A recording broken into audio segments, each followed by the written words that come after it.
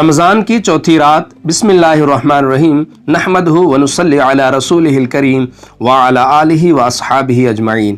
حضرات محترم، رمضان کی نعمتوں میں سے ایک نعمت سحری بھی ہے۔ سحری صبح سے پہلے آخری رات کے وقت کو کہا جاتا ہے اور اس وقت کے کھانے پینے کو سحری کہتے ہیں۔ روزے کی نیت سے سحری کے وقت کھانا پینا سنت ہے کہ اس پر مسلمانوں کو اجر و ثواب دیا جاتا ہے۔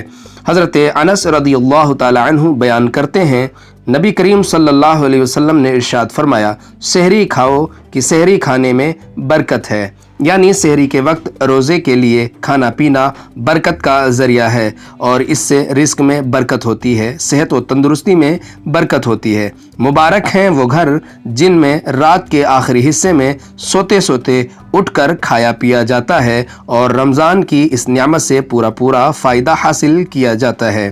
یہ بات قابل غور ہے کہ کھانا اگرچہ پیٹ بھرنے کے لیے کھایا جائے، پانی پیاس بجھانے کے لیے پیا جائے تو انسانوں کو اس سے فائدہ حاصل ہو جاتا ہے، لیکن اگر یہی کھانا پینا سنت جان کر حضور علیہ الصلاۃ والسلام کی اتباع و پیروی میں ہو تو اس سے صرف پیٹ ہی نہیں بھرتا، پیاس ہی نہیں بجھتی، بلکہ یہ عبادت بن جاتا ہے اور اس پر ثواب بھی ملتا ہے اور رزق میں برکت بھی ہوتی ہے، کیونکہ حقیقت یہ ہے کہ عبادت نام ہے حضور علیہ الصلاۃ والسلام کی اداؤں پر عمل کرنے کا۔ سحری اس لیے ذریعہ برکت بنی کہ نبی کریم صلی اللہ علیہ وسلم کی سنت ہے۔ سچ یہ ہے کہ اگر ہمارے پیارے آقا صلی اللہ علیہ وسلم نے نماز نہ پڑھی ہوتی تو یہ عبادت نہ کہلاتی، اور یہی حال ہے ان تمام کاموں کا جن کو ہم ذریعہ ثواب جانتے ہیں۔ رمضان کا مہینہ خدا کی بندگی اور اس کی اطاعت و فرما برداری کے مظاہرے کا مہینہ ہے۔ دیکھیے، اس مہینے کا چاند نظر آتے ہی بندگان خدا مسلمانوں کے کھانے پینے سونے کے سب اوقات تبدیل ہو گئے۔ ہمارے دن رات کا جو نظام 11 مہینے رہتا ہے، رمضان میں وہ بالکل تبدیل ہو جاتا ہے۔ کیسی عجیب بات ہے کہ سحری جو فطری طور پر گہری نیند کا وقت ہے اور اس وقت دنیا سوئی ہوتی ہے، لیکن مسلمانوں کا حال یہ ہے کہ اس وقت ان کے گھروں میں کھانا پینا ہو رہا ہوتا ہے۔ لیکن مسلمانوں کا حال یہ ہے کہ اس وقت ان کے گھر میں کھانا پینا ہو رہا ہوتا ہے، لیکن جو اس وقت کھا پی رہے ہیں اس کے لیے کوئی تعجب کی بات نہیں، کیونکہ وہ تو یقین کرتا ہے میرا کھانا پینا اور کوئی بھی عمل میری اپنی مرضی سے نہیں ہوتا، میں تو بندہ ہوں اور بندگی کا تقاضا یہی ہے کہ بندے کا ہر عمل آقا کے حکم اور اس کے مرضی کے مطابق ہو۔ بس میرا معبود حقیقی مجھے جس وقت کھانے پینے کا حکم دیتا ہے میں کھاتا پیتا ہوں، اور جب وہ روک دیتا ہے تو چاہے کتنی ہی بھوک لگ جائے، کتنی ہی پیاس لگے، میری کیا مجال جو کھانے پینے کی طرف میں نظر اٹھا کر کے بھی دیکھوں، پیاس کا وسوسہ بھی دل میں پیدا کروں۔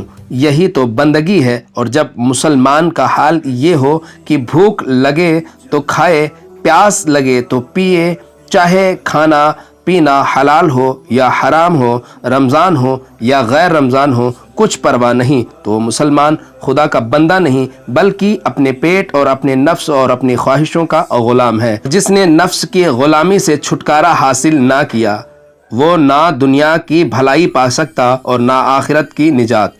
اسی لیے نبی کریم صلی اللہ علیہ وسلم نے نفس پر قابو پا لینے کو جہاد اکبر قرار دیا، اور رمضان کا مہینہ اسی جہاد کا مہینہ ہے۔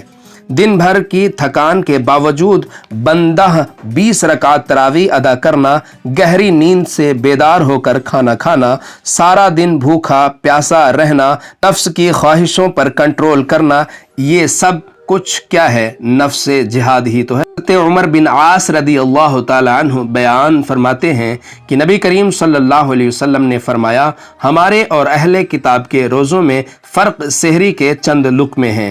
اہل کتاب کے نزدیک روزے کے دنوں میں رات کو سونے کے بعد کھانا پینا حرام ہو جاتا ہے، اور ہمارے شریعت میں سحری مقرر کی گئی۔ یہی فرق ہے اہل کتاب اور مسلمانوں کے روزوں میں۔ لہٰذا اگرچہ سحری فرض اور واجب نہیں، لیکن اس کو بغیر کسی عذر کے مستقل چھوڑ دینا خدا کی نعمت کو ٹھکرانا اور اس کی ناشکری کرنا ہے اور ایک برکت سے محروم ہونا ہے۔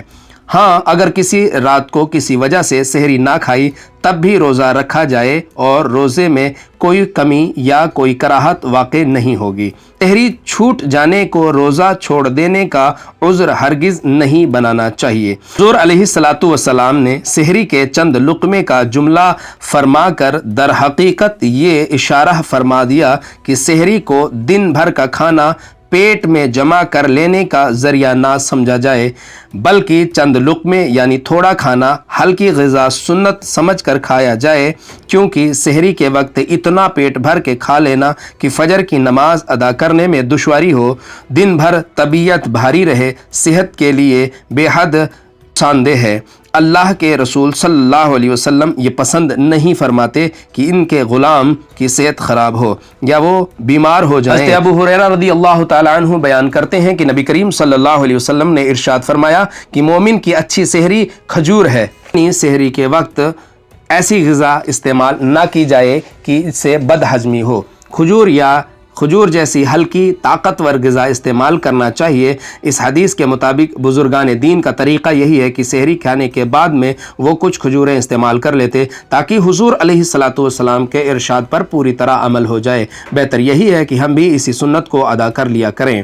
سحری کا وقت نصف رات گزر جانے کے بعد ہو جاتا ہے، لیکن بہتر یہ ہے کہ آخری وقت میں کھایا جائے، لیکن وقت ختم ہونے سے چند منٹ پہلے ہی کھانا پینا ختم کر دینا چاہیے۔ اس میں احتیاط ہے کہ اگر حساب میں غلطی یا گھڑی میں غلطی ہونے کی وجہ سے اگر 1 منٹ بھی دیری ہو گئی تو روزہ نہ ہوگا۔ سحری سے فارغ ہو کر روزے کی نیت کر لینا افضل ہے۔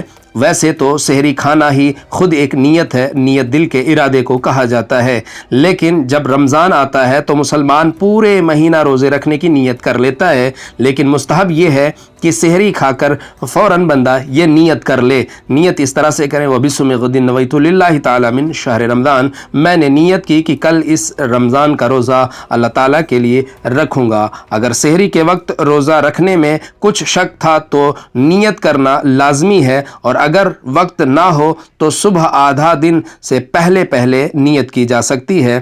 ناپاکی کی حالت میں سحری کھائی جا سکتی ہے، لیکن بہتر یہ ہے کہ پہلے غسل کر لیا جائے یا سحری کا وقت ختم ہونے سے پہلے غسل کر لینا چاہیے۔ بلا ضرورت زیادہ دیر تک ناپاک رہنا عام دنوں میں بھی گناہ ہے اور روزے کی حالت میں تو سخت گناہ ہے۔ ویسے اگر کسی نے صبح تک بھی غسل نہ کیا تو روزہ تو ہو جائے گا، لیکن بہرحال بہت برا کیا اور احترام روزے کا بھی خلاف کیا۔ اللہ تعالی ہمیں شریعت کو سمجھنے اور اس پر عمل کرنے کی توفیق عطا فرمائے۔ آمین بجاہ النبی الامین، وآخر دعوانا ان الحمد للہ رب العالمین، وما علینا الا البلاغ۔